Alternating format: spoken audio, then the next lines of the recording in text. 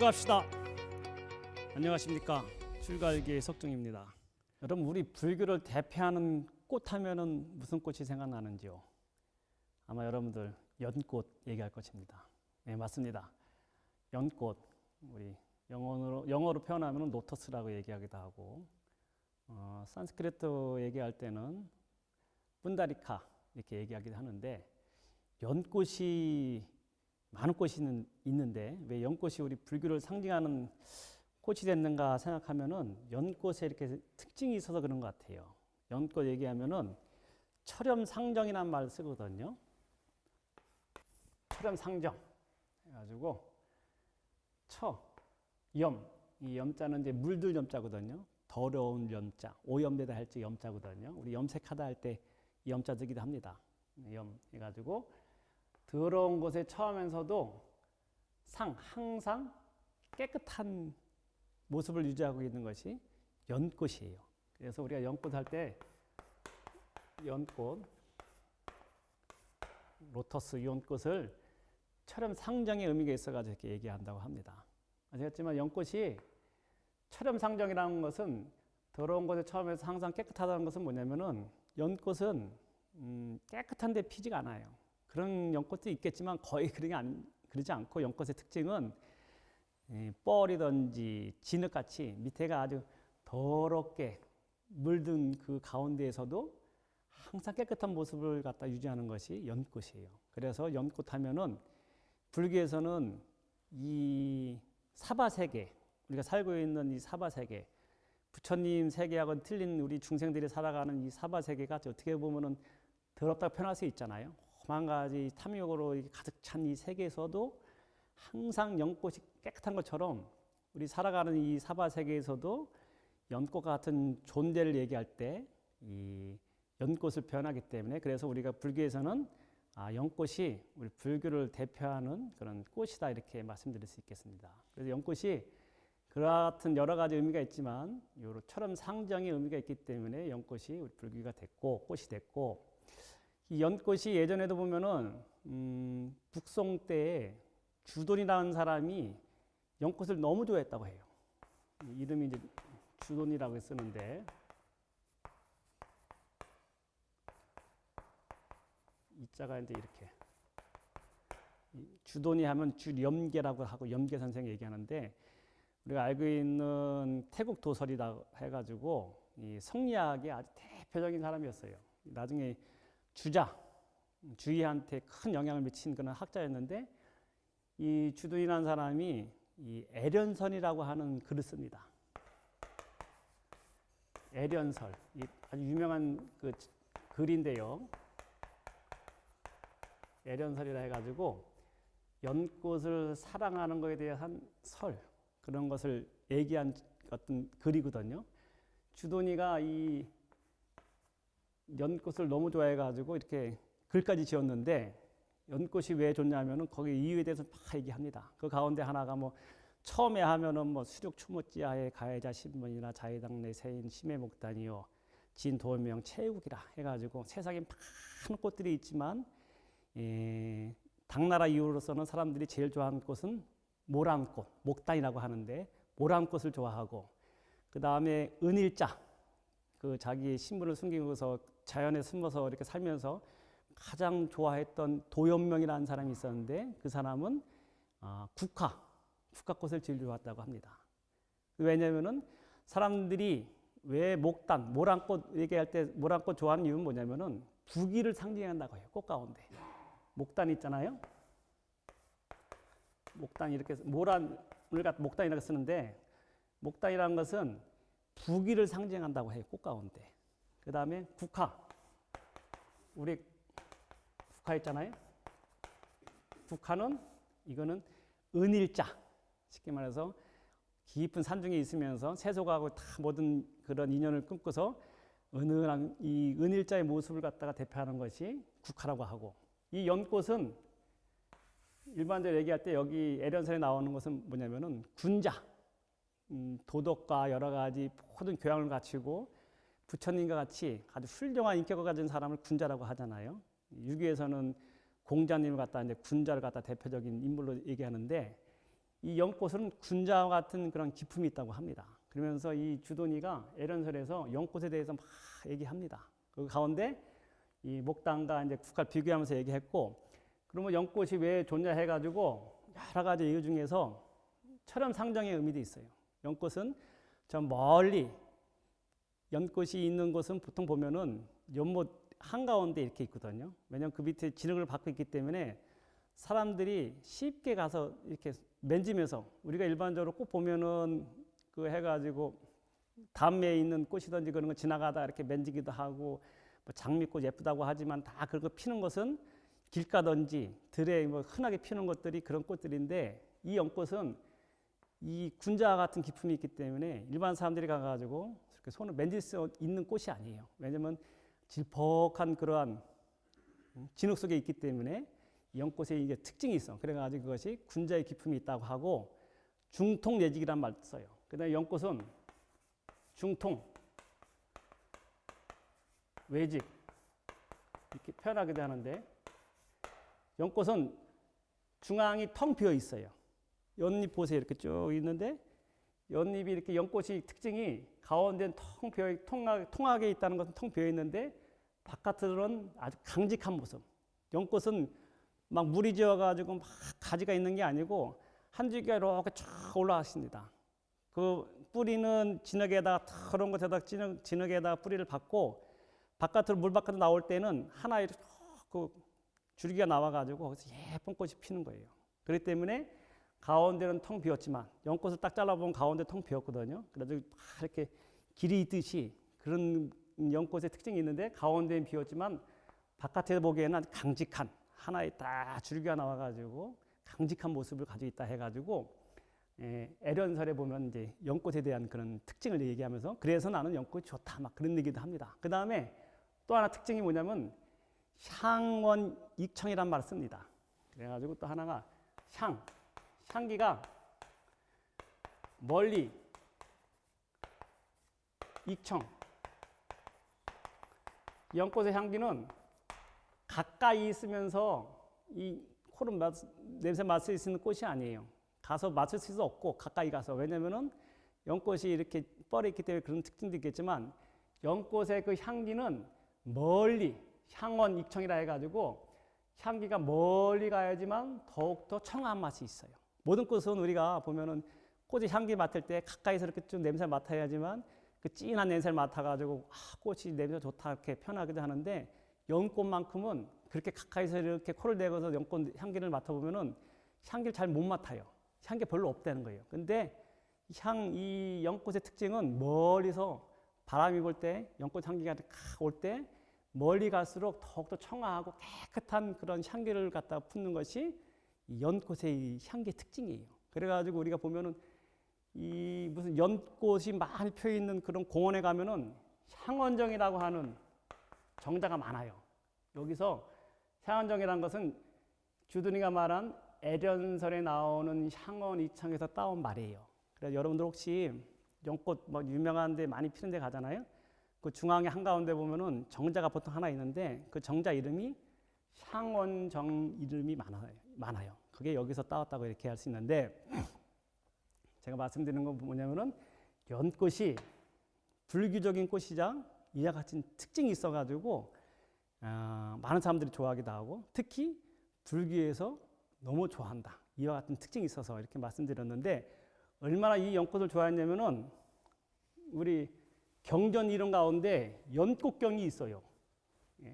이 불교에서는 연꽃을 아예 경전 이름으로서 이렇게 집어넣는데, 여러분들 대표적인 경전하면은 뭐 금강경도 있고 하엄경도 이렇게 얘기하기도 하는데, 또 대승경전에서 대표적인 경전하면은 법화경 있잖아요. 법화경이 이 연꽃경이에요. 다른 말로 이 원래 이 법화경의 원래 이름은 묘법연화경입니다.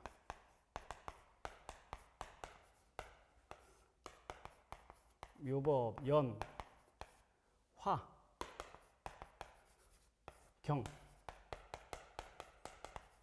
그래서 우리가 보통 줄여가지고 법, 화, 경 이렇게 얘기하는 거예요. 근데 법화경은 원래 이 묘법연화경이라고 이렇게 표현합니다. 이게 구마라집 스님이 이렇게 번역한 거예요. 이 법화경이 원래 사따르마 푼다리카 수트라 이렇게 이거든요. 범어로는. 근데 이것을 번역하는 데 있어 가지고 이 400년대 이제 지금 우리가 매가 독송하고 있는 28품 7권 28품의 그 법화경은 구마라집 스님이 번역한 것을 갖다 우리가 거의 주로 보는 것이고, 그 전에는 200년대 축법보 스님은 이것을 정법화경이라고 했습니다. 정법화경. 왜냐면은 똑같은 해석인데 축법보 스님은 이 사따르마라 해가지고 하는 그것을 갖다가 발을 정자 정법화경. 부처님 법이 아주 그냥 바른 부처님 법과 같은 연꽃경 이렇게 번역한 것이고, 이 묘법연화경이라는 것은 뭐냐면은 묘법, 부처님 법이 묘하다는 거예요. 연꽃과 같이. 연꽃이 아까 얘기한 대로 아주 묘하다는 그런 의미가 있습니다. 연꽃이 바깥에 보기에도 중통외직이고 향원이청이고 이것이 가까이 가서 만질 수 없는 아주 묘한 매력이 있고, 꽃을 갖다 표현한다면 이것이 군자 같은 꽃이기 때문에 기품이 있는 꽃이다 해가지고, 이 구마라집 스님이 얼마나 이 번역하는 데서 대단하냐면은 똑같은 말인데, 그 전에 스님은 축법보 스님은 부처님 법, 바른 부처님 법과 같이 연꽃경이라고 이렇게 했는데, 이 구마라집 스님은 묘법이라고 했어요. 묘하다는 말 속에 뭐가 있냐면은 이 묘자가 아주 묘한 묘자 아니에요, 한문으로. 이 묘가 이거 분석하면은 소녀, 작을 소자 여자 아니에요. 소녀의 마음이 얼마나 묘해요. 묘하다 했을 때 여러분들 여고생들의 그 마음 있잖아요. 아주 묘합니다. 아주 묘한 걸 따질 때 소녀의 마음은 알 수가 없는 마음이고 묘해요. 까르르 웃다가도 울기도 하고, 묘할 묘자가 소녀의 마음을 갖다 표현했다고 합니다. 그래서 이 묘한 법, 부처님 법이 아주 묘해요. 우리가 알고 있는 것처럼 부처님 법이 아주 묘한 면이 있습니다. 그것을 이 묘한 부처님 법이 비유하자면 이 연꽃과 같은 경이다 해가지고 묘법연화경을 갖다 얘기합니다. 그래서 묘법연화경 하면 우리가 뭐 일반적으로 이 사경도 많이 하고 법화경 우리가 이제 독송도 많이 하기도 하고, 그 일본 같은 경우에는 나무 호랭개교 해가지고 그것이 하나의 교단인데 나무 묘법연화경을 갖다가 그걸 갖다가 매일 독송하는 거예요. 그냥 경전 이름을 갖다가 독송만 하더라도 그것이 가피가 있다 해가지고 이 법화경을 아주 최고의 경전으로 이렇게 얘기합니다. 그다음에 천태종 같은 경우에는 이제 소위 경전이라 해가지고 법화경을 중요하게 생각하는데, 중요한 것은 이 연꽃이라 했을 때 연꽃이 우리 불귀의 꽃이자, 이것이 어느 정도까지 우리가 중요하게 생각하고 아주 귀하게 생각하고 인연이 있냐면은 이 경전 이름에도 이 연꽃을 갖다 집어넣을 정도로 불교에서는 굉장히 인연 있는 꽃이다 이렇게 말씀드립니다. 그러면서 이 묘법연화경 말씀드렸으니까 이 법화경에 대해서 한번 더 들어가서 얘기할까 합니다. 법화경이요, 말씀드린 대로 대승 경전 가운데 아주 중요한 경전을 얘기하기도 합니다. 법화경이 천태 사상과 결합돼 가지고 일불승 사상이든지 뭐 성불 사상, 그 다음에 일대사 인연, 여기 이 법화경에 보면은 뭐 일대사 인연, 부처님께서 일대사 하나의 큰 사건 일대사 하잖아요. 우리가 일대사 인연 얘기할 때 이게 법화경에 나온 얘기거든요. 부처님께서는 이 사바세계에 왜 오셨습니까? 서가모니 부처님께서 왜 이 사바세계에 오셨습니까? 이렇게 얘기했을 때 하나의 큰 사건으로서 그 인연으로 왔다고 얘기합니다. 왜냐면은 부처님이 이 사바세계에 왜 왔냐면은 하나의 큰 사건이라는 것은 뭐냐면, 그 인연은 뭐냐면은 모든 중생들에게 부처님의 지혜와 견해, 지경, 불지견을 갖다가 열어서 보여주고, 깨달아서 부처님과 같은 똑같은 지혜에 들어가기 위해서 중생들을 제도하기 위해서 하나의 큰 사건의 인연으로서 부처님이 오셨다 하는 것이 일대사 인연이란 말이 이 법화경에도 나오기도 하고, 그 다음에 우리 잘 알고 있는 보현행원품이 있잖아요. 관세음보살 보문품 같은 경우에도 이게 하나의 경전, 하나의 품수로서 우리가 관세음보살 보문품 해가지고 독서 많이 하잖아요. 이것이 법화경의 하나의 28품 가운데 끝에 있는 품수 하나예요. 그만큼 우리가 친숙하게 하는 경전인데, 이 묘법연화경 같은 경우에는 이렇게 많이 우리 일반 불자들이 아주 친근하게 하고 그다음에 많이 독송하는 경전인데 연꽃을 이렇게 표현한 경전이고 그다음에 이 법화경이 왜 그 사상 가운데서 하나가 뭐가 있냐면은 많은 비유가 나와요. 법화경에 비유가 나오는데 법화칠류라 해가지고 법화경에는 7가지 비유가 나옵니다. 그 가운데서 가장 대표적인 비유가 뭐냐면은 화택의 비유라고 들어봤을 거예요, 여러분들. 참 재미난 비유인데 화택의 비유, 불타는 집의 비유라는 것이 나와요. 이게 이제 방편푼인가 비유품이 나오는데 화택의 비유가 나옵니다. 뭐냐면 이 집이 우리가 이 사는 세계가 불타는 집의 비유를 나옵니다. 그래서 비유 중에 가장 대표적인 비유장 제일 먼저 나오는 비유인데 여기 어떻게 나오냐면은 인도에 그 당시에 아주 큰 부자가 있었다고 해요. 큰 부자가 있는데 그 집에는 이 아주 큰 부자니까 그 집 안에는 500명의 사람들이 살고 있었다고 해요. 그러니까 하인도 많았고 일하는 사람도 많고 그 아버지가 있는데 그 다음에 또 아들들이 이 아버지가 얼마나 아들들은 많이 낳냐면은 한 30명 가까이 아들이 있었다고 합니다. 그래가지고 이 큰 저택에서 이 아들을 포함해서 본인 그 장자, 돈 많은 그 장자와 많은 사람들이 살고 있는데 그 집은 특이하게 집은 그렇게 크고 넓고 많은 사람들이 사는데 출입구는 하나예요. 참 묘한 표현이거든요. 저 이해가 안 됐어요. 그 큰 집 같으면은 출입구가 막 사방으로 있을 텐데 이 큰 그 부잣집에 출입구는 그 앞에 큰 대문이 하나뿐이 없었다고 하고 그 다음에 이 집이 이 장자가 돈 많은 사람이 이 리모델링 안 했는지 막 집이 막 이제 막 썩어가지고 막 이렇게 해가지고 나무들이 막 비틀어진 경우도 막 그 경전이 나와요. 이 법화경의 표현에 의하면은 여기에는 뭐 그냥 집은 무지무지 넓고 좋은데 거기에 보면은 막 이런 정각들이 그냥 수리가 안 돼가지고 삐그덕거리는 것도 있고 막 그런 게 표현합니다. 근데 그렇게 많은 이제 사람들이 살고 있는데 여기에 이제 큰 저택에 불이 난 거예요. 불이 나니까는 뭐 사람들이 이제 어른들은 불 나니까는 막 이제 나왔을 거 아니에요. 근데 나오는데 이 집 구조가 아까 말씀드린 것처럼 출입구 한 곳뿐이 없어가지고 막 이제 사람들이 다 나오는데 카인들이든지 어른들은 다 나오는데 그 말씀드린 30명이나 되는 그 애들이 있는데 이 아들들이 거기서 나올 생각을 안 한 거예요. 왜냐면 이 어린 아이들이 불이라는 것을 모르고 불이 뜨거워가지고 자기가 타 죽은 걸 모르기 때문에 이 아버지가 바깥에서 이제 아버지 먼저 나와가지고 아들들을 갖다 집을 살펴보니까는 아들들이 그 안에서 놀기에 바빠가지고 장난감 가지고 노냐고 이 불이 났는데도 나올 생각 안 하는 거예요.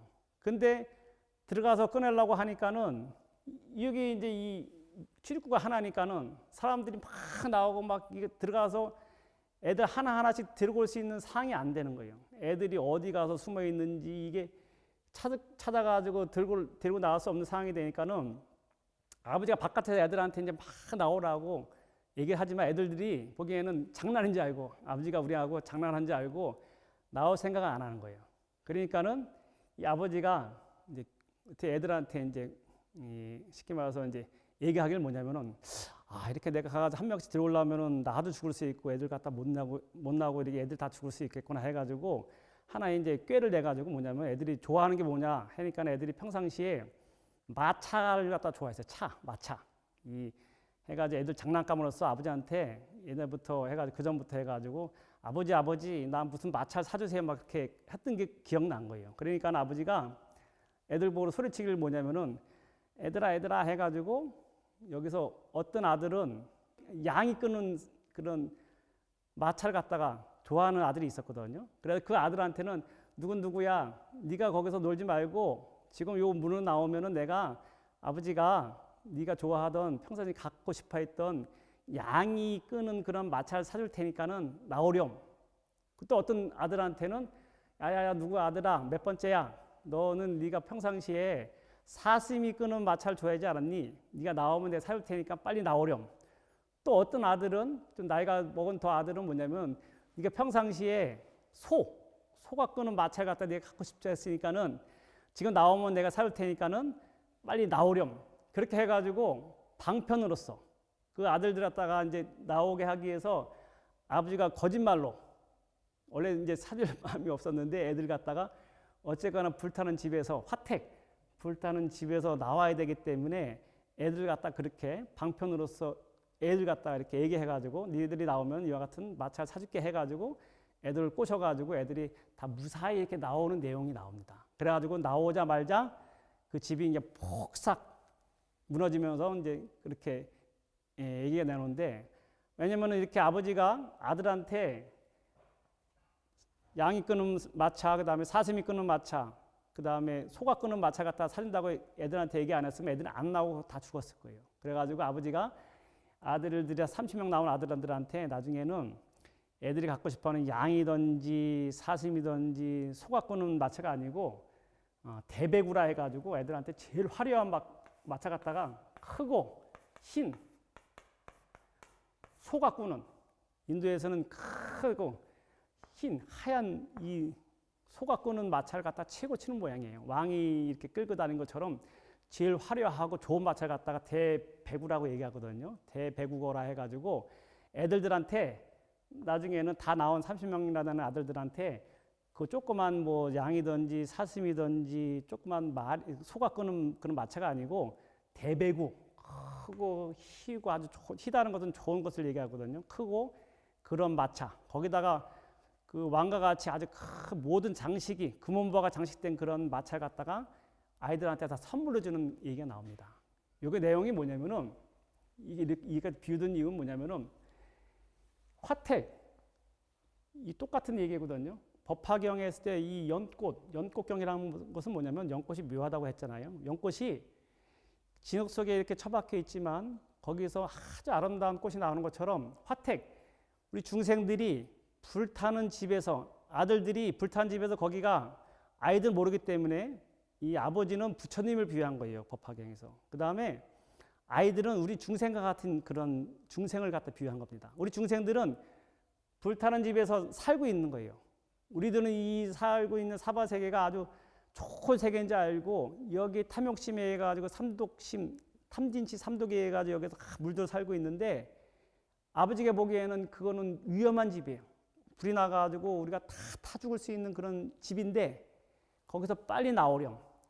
연꽃이 진흙 속에 그 받고 있지만 아주 아름다운 그 세계 갖다 표현하듯이 니들이 지금 살고 있는 화택 불타는 집에 나오면은 니들이 갖고 싶어하던 그 장난감 중에 그런 현찮은 게 아니고 최고 좋은 장난감을 니들이 다 마음대로 가질 수 있다. 그건 뭐냐면은 너희들이 중생심을 살고 있는 이 사바세계에서 나오면은, 불탄 집에 나오면 니들이 바로 큰 대배구를 타고서 네 마음대로 자유자재하게 살 수 있듯이 부처님의 법에 의지해가지고 니들이 이 사바세계 탐진치에 빠져있는 그 세계를 갖다 나오기만 한다면은 니들이야말로 연꽃이 진흙 속에서 아주 예쁘게 피듯이 니들이야말로 모두 다 부처님 지혜, 여기서는 이제 삼승을 갖다 표현하기도 했거든요.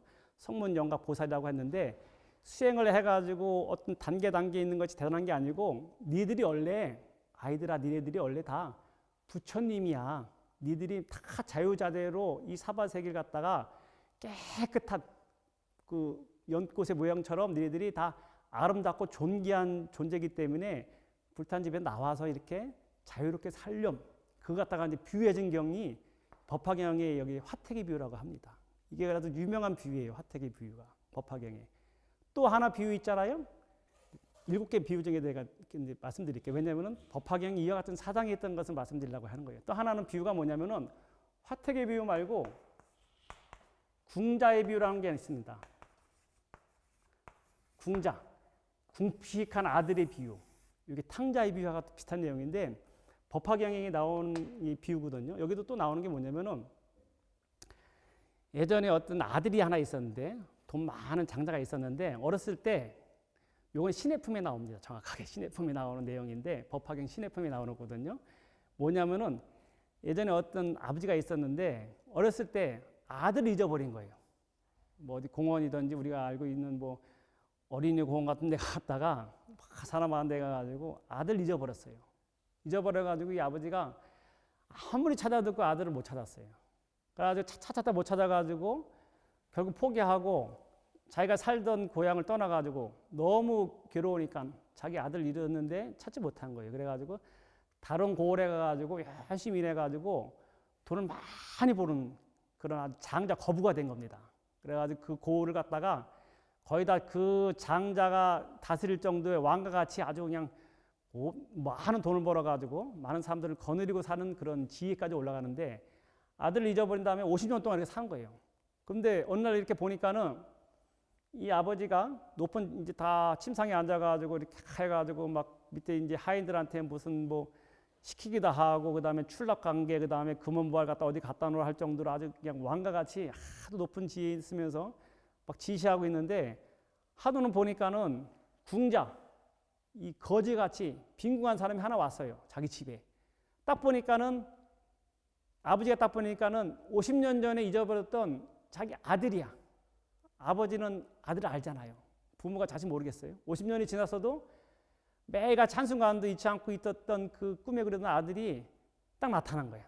그러니까 이 아버지가 너무 반가워가지고 그 아들 갖다가 이리 오렴 이렇게 해가지고 아는 체 하려니까는 이 거지 행세 같던 아들이 50년 동안 거지 행세까지 못 살다 보니까는 자기는 그 돈 많은 사람이 자기 아버지라는 것을 전혀 생각할 수 없는 거 아니에요. 그 다음에 이 아들 입장에서 보면은 저 왕과 같이 위험 있는 사람이 왜 날 갖다가 아는 체 하고 저런 소리 할까 해가지고 이 아들이 도망갑니다. 아니라고 나는 잘 모르시는 것 같은데 나는 이렇게 그냥 거지고 내가 무슨 적이냐고 해가지고 이 아들이 놀래가지고 막 도망갑니다. 도망가는 거 갖다가 이제 그 아버지가 보고서 하인들 시켜가지고 그 거지를 갖다 이제 잡으라고 하니까는 이 거지 아들이 더 놀래가지고 기절을 해요. 나중에 막 발악하다가 나는 진짜 아무것도 잘못이 없는데 왜 날 갖다가 잡아가느냐 그렇게 생각한 거예요. 나는 여기서 그냥 해가지고 내가 동냥이나 하고 혹시 일자리 있으면 왔는데 일 자리 있으면 하나 부탁하려고 왔는데 날 갖다가 잡아가지고 자기 갖다가 이제 뭐 심하게 어떻게 보면 뭐 자기가 큰 죄를 지은 줄 알고 자기가 딱 혹독하게 막 문초한 줄 알고 이게 잘못 오해해가지고 막 거기 발악하다가 기절까지 하는 거예요. 그러니까 아버지가 딱 보고 있으니까 그 광경을 보고 있다가 안 되겠구나. 내가 아무리 내 아들이지만 내가 억지로 이렇게 해가지고는 저 아들이 오해해가지고 이걸 도저히 받아들일 수 없겠구나 해가지고 아버지가 그걸 갖다 아들 갖다가 그 궁자 아들 갖다가 그냥 보내줍니다. 보내줘가지고 나중에는 어디 가 있는 거 알고서 자기 하인들을 시켜가지고 가가지고 이제 살살 꼬시게 해요. 저 아들이 50년 동안 거지 행사고 살았으니까는 전혀 내가 아들이라고 얘기하도 이 사람은 그 아들은 이해 못할 것이고 내가 설령 지금 상태에서 내가 재물 가지고 있는 죽기 전에 내가 아들한테 이 모든 재물을 갖다 물려줘야 되는데 지금 상태로 줘봤자 저 사람이 이것을 감내하지 못한다 해가지고 아버지가 지혜 있는 아버지이기 때문에 그 하인들을 보내가지고 꼬시게 합니다. 이게 이제 이 시네품에 나오는 궁자의 비유의 내용이에요. 자세하게 나와요. 해가지고 그 아들한테 차가다가 두 명이 가가지고 하나는 이제 막 똥치는 일을 갖다 시키자. 야 가가지고 하인들한테 가가지고 야야 너 그 궁자 아들한테 가가지고 이 사람아 여기서 힘들게 살지 말고 우리가 아까 너 저번에 왔던 그 집에 가면은 딴 일 안 시키고 그냥 똥 치우고 허드렛 일을 하면은 딴 데보다 그 삭을 갖다 많이 싸주니 그 많이 삭을 갖다 쳐주니까 딴 데 가지 말고 우리하고 같이 가서 일하자. 뭐 이렇게 꼬셔요. 그래가지고 꼬셔 와가지고 이제 거기서 똥 치는 일부터 시키고 보니까 아버지가 그래가지고 차근차근 아버지도 너무 귀한 모습으로 와가지고 그 왕과 같이 아주 귀한 모습으로 아들한테 가서 아는 체 하면은 아들이 부담스러울까봐 아버지도 허름한 옷을 입고 가가지고 그 문간반 옆에다 조그만 방 얻어가지고 아들하고 같이 기거하기도 하고 아들을 갖다 안심시키면서 요만한 일 처음엔 똥 치는 일 시키다가 나중에는 이렇게 요것도 시키고 하면서 그 집안의 모든 재물 같은 것을 다 맡길 정도로 그래가지고 아버지가 나중에는 이 아들한테 곡간 열쇠까지나 맡길 정도로 차근차근 그 집에 대해서 다 이제 그것을 알게 하고 이 아들이 여기 적응을 하게 이제 만든 거예요.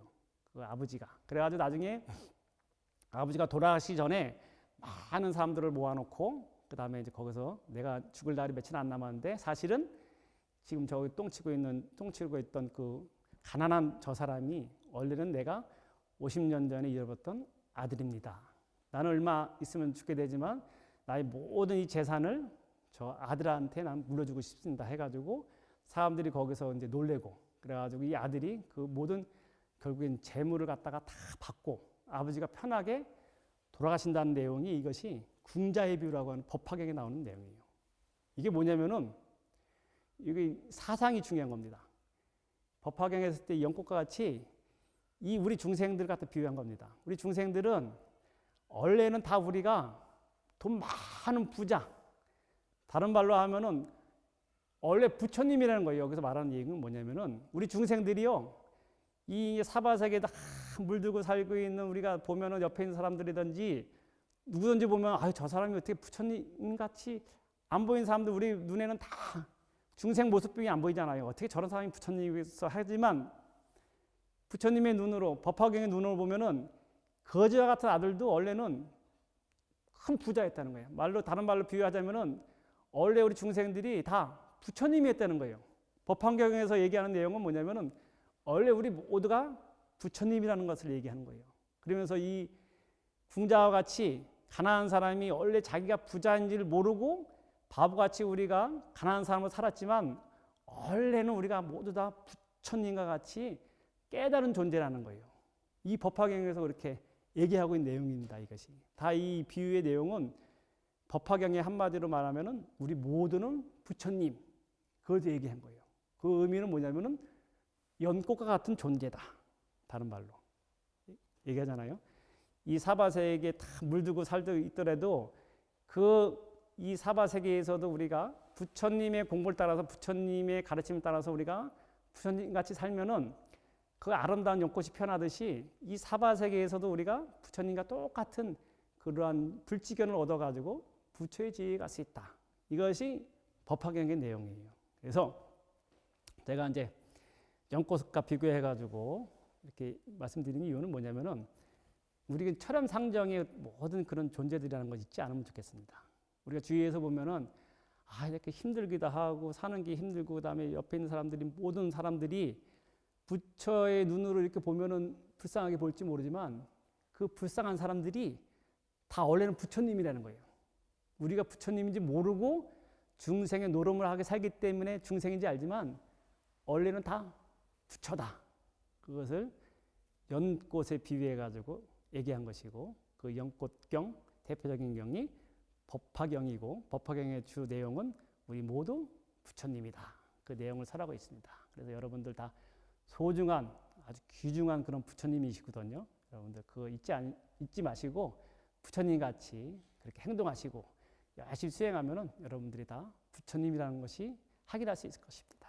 예, 이상으로 법화경에 대해서 연꽃에 대해서 말씀드렸습니다.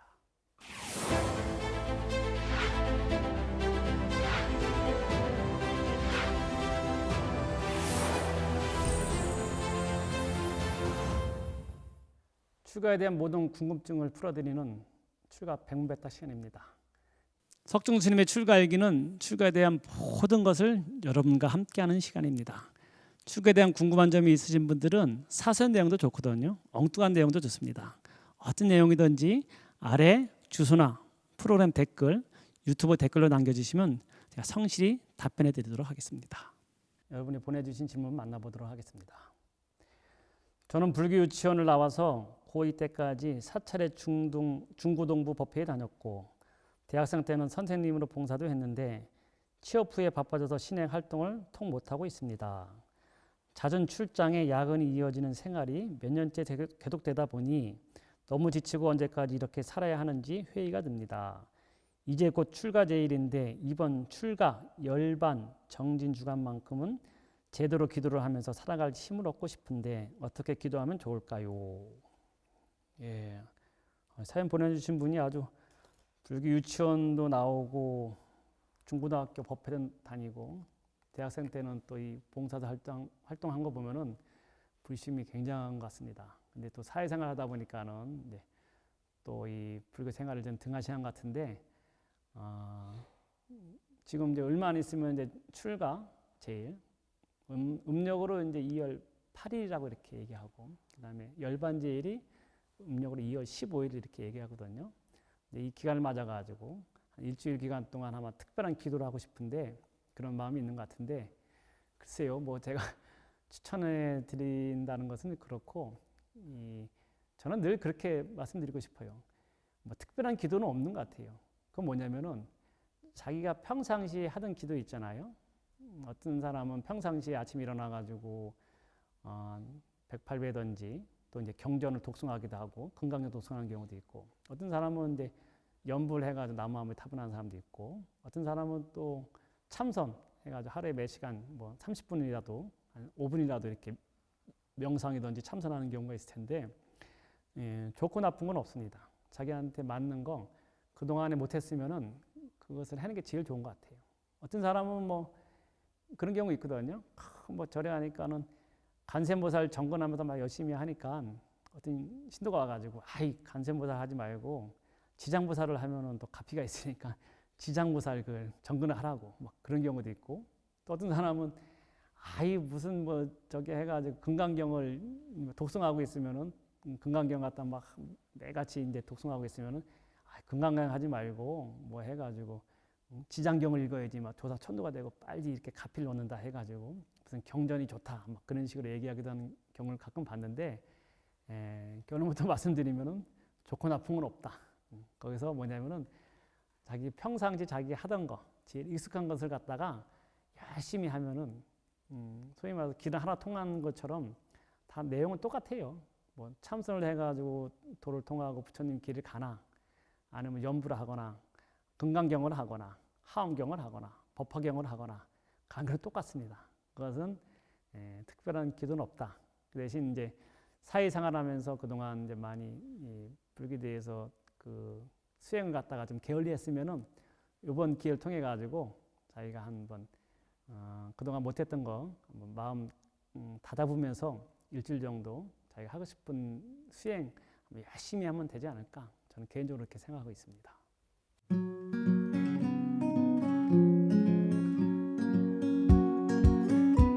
출가제일 같은 경우에는 뭐 글쎄요, 그렇게 특별한 없는 것 같아요. 제 생각에는 성도제일 같은 경우에는 부처님께서 성도 깨달은 것을 기념하기 위해서 뭐 일주일 용맹정지 같은 거는 많이 하거든요. 근데 출가제일을 맞아가지고 특별한 의식은 없는데, 그 대신 이제 종단적으로는 합니다. 이게 뭐냐면은 행자 수계 교육이요, 거의 출가제일에 맞춰서 부처님이 출가한 것을 기념하기 위해서 비슷한 시기에 해요.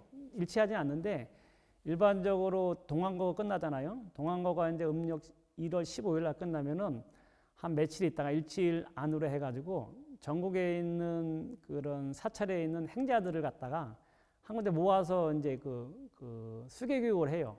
그래서 요즘에 좀 기간이 좀 많이 줄었다고 하는데, 저희 기준으로 보면은 1년에 2번은 합니다. 네, 봄, 가을로 하는데 보통 봄에 하는 이제 이 수계가 어떻게 보면은 출가제라고 그 근본 의미가 맞다고 할 수 있겠어요. 그래가지고 1월 15일 날 끝나고 일주일 안에 전국에 있는 행자들이 모여가지고 다 모여가지고 이제 수계 교육을 갖다가 21일 동안 합니다.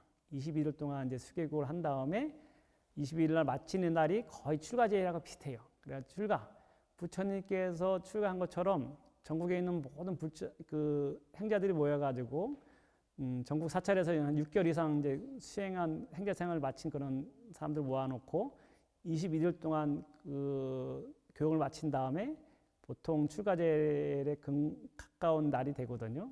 그날에 모여가지고 출가 이제 해가지고 수계 정식으로 이제 그 3이긴 하지만 스님이 되는 첫 번째 이제 그런 의식을 치르는 것이 행자 수계 교육이라고 있는데, 근데 예전에 우리 보면은 21일 동안 했어요. 그다음에 되게 힘든 기억이 있거든요. 21일 동안 일종씩 합니다. 아니, 5법을씩, 일종씩이 아니고 5법을씩. 아침엔 죽같이 해가지고 간단하게 죽 같은 걸 먹고, 그 다음에 사시불공 할 때 이제 바로 한 다음에 5법을씩이에요.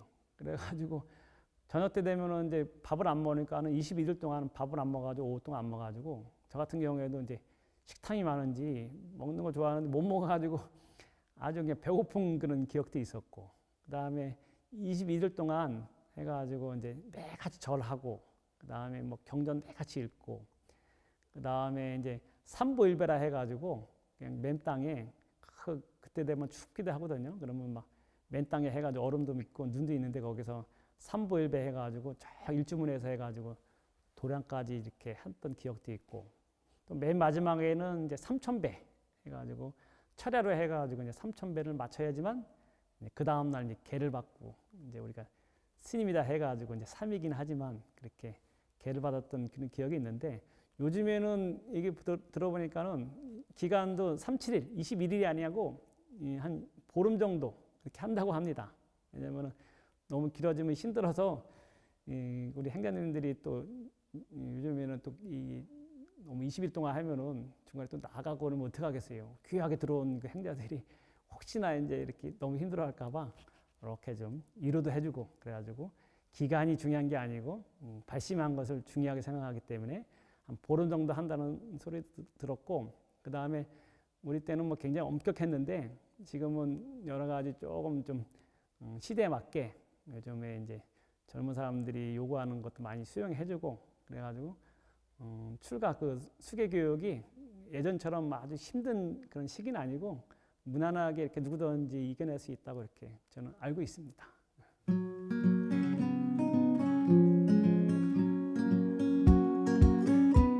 제가 늘 말씀드리죠. 출가는 우리 스님들은 이제 머리 깎고 승복 입은 것이 이제 출가고, 그 다음에 이 출가라는 것이 이제 스님들은 다 똑같은데 우리는 전문적으로 부처님 법을 갖다가 공부하기 좋은 환경에 있는 것 뿐입니다. 출가라는 것은, 스님들의 출가는. 하지만 말씀드린 것처럼 일반 제가자들도 다 출가자 같은 마음으로 수행하면은 똑같은 출가입니다. 이게 우리는 심신출가, 몸과 마음이 출가한 것이고, 집에 있으면서 심출가, 몸은 비록 출가 못했지만 마음으로 출가자의 마음을 가지고 출가자와 같이 그렇게 수행하면은 바로 모든 여러분들이 불자들이 다 출가자예요. 그렇기 때문에 심출가가 그만큼 중요한 겁니다.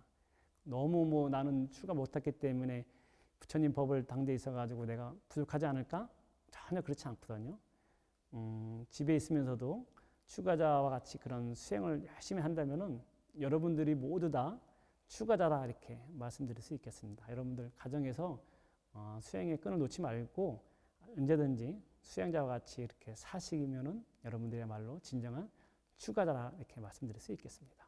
제가 처음에 말씀드렸죠. 연꽃과 같은 인생을 살자. 그 뭐냐면은 연꽃. 연꽃이 아주 더러운 그런 진흙 속에 있지만 아름답게 피는 것이 연꽃이다.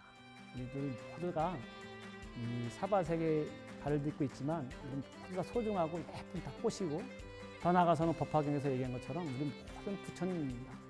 다른 말로 소중한 존재이기 때문에 우리 모두 이 소중한 존재, 어렵게 이렇게 부처님 법 만나고 인간 몸 만나가지고 이렇게 좋은 인연 만났기 때문에 우리 모두 다 연꽃과 같이 소중한 존재가 되고, 우리 모두 다 부처님이라는 것을 자각하고 열심히 수행해서 모두 다 궁극에서 성불하고 부처가 되기를 소원해 보겠습니다. 여러분 출가합시다.